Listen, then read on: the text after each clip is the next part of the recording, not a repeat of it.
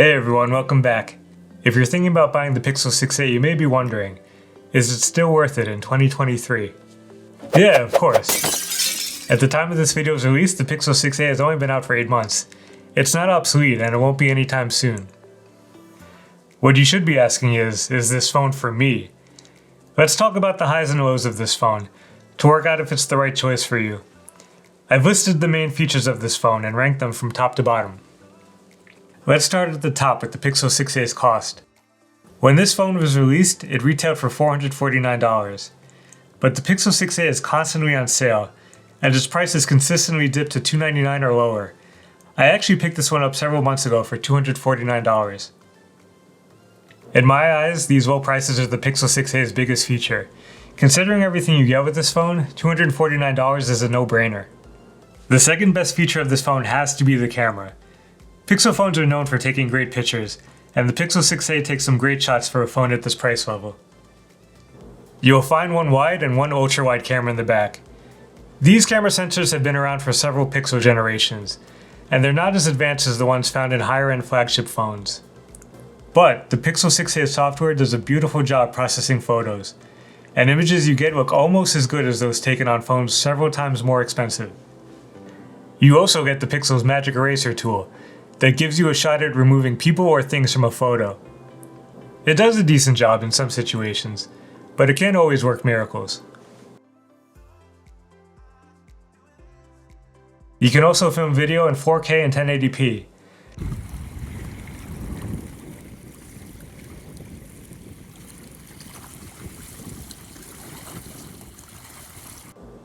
Moving down the list, the next great feature or features of the Pixel 6a are its scheduled updates. Google has given the Pixel 6a 3 years of operating system updates, and 5 years of security updates from the time the phone was released. This means the 6a is scheduled to receive Android OS updates until the summer of 2025, and another 2 years of security updates after that. This adds to the phone's lifetime. If you're the type of person who likes to hold onto a cell phone for at least 3 years, this is a great feature for you. At the time of filming, this phone has been updated to Android 13, and it has the basic vanilla Android experience that's free of any bloatware. The next great feature is the 6a's hardware. It works together with the software updates to keep the Pixel 6a from becoming outdated. The Tensor chip in this phone was first introduced in the Pixel 6 and Pixel 6 Pro in 2021. It's still a powerful chipset for a mid-range phone like the 6a, and combined with 6GB of memory and 128GB of storage, the 6a gives you plenty of performance for a phone at this price. Movies and other videos look good on the Pixel 6a. The processors have no problem playing back content for the 1080p display. I watched movies and other videos on Prime Video, Hulu, and YouTube, and playback was clean and sharp. The Pixel 6a loads and plays most games pretty smoothly. My one complaint is I noticed the phone can sometimes get hot when playing more demanding games.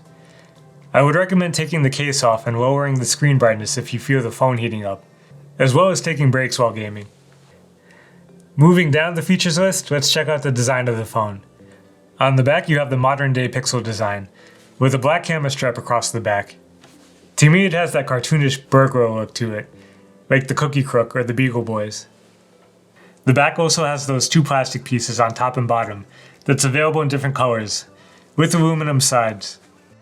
As far as mid-range phones go, it doesn't look too bad. But these days most people put their phones in cases anyway, so you might not see much of the design. The 6a is pretty slim and easy to use one-handed. The phone has an IP67 rating, meaning it is water resistant up to 1 meter. But keep in mind a device's ability to keep water out usually drops as time goes on, and you should definitely avoid water exposure as much as possible. There are 2 decent speakers located on the top and bottom of the phone, with power and volume buttons on the right. At the bottom you'll find a USB-C port for charging and data transfer. The front camera is positioned in a hole punch notch at the top of the screen. Speaking of the screen, the Pixel 6a's is a decent 6.1-inch AMOLED. I took some measurements of the screen using Calman. If you're interested in that kind of data, I made a separate video that I'll link to at the end of this video. Overall, the screen can get decently bright with the adaptive brightness feature enabled. I measured the highest color accuracy using the natural color setting, which has full coverage of the standard RGB color space. The display has a refresh rate of 60 Hz. If your previous phone had a refresh rate of 90 Hz or higher, scrolling may look a little laggy on the Pixel 6a screen. If you've never owned a phone with a faster refresh rate, this probably won't be a big issue for you. The 6a's battery lasted me about 2 days with normal usage. It supports 18-watt wired charging, which isn't that fast. It took almost 2 hours to fully charge the 6a. This slow time may be due to Pixel's adaptive charging feature that aims to protect the battery's health by slowing down charging as it approaches 100%.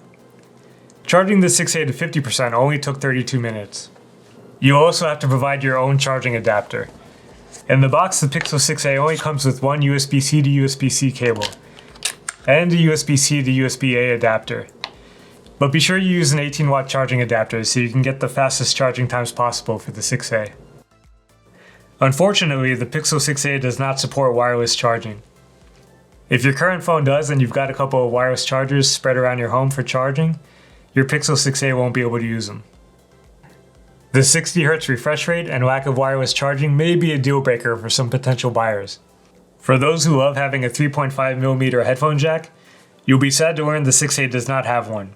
Most phones sold today don't have one, but the Pixel 3a, 4a, and 5a did. So if you were planning to upgrade from one of those phones, and you're a 3.5mm lover, you may have to settle for the 6a's 5.2 Bluetooth, or look at some other options. But that's about it for serious deal breakers. I honestly don't think there's a better smartphone you can get right now for $299, or $249 if you can find a good sale. Look at the list of features to the right, and decide which are most important to you. For the money, you're getting a powerful mid-range phone, with a great camera and several years of planned OS and security updates. Let us know what you think about the 6a, and if you have any questions on the phone, you can ask them in the comments below. If you're curious about the Cowman measurements we took on the display, you can check it out in this video here. Thanks for watching. We'll see you in the next video.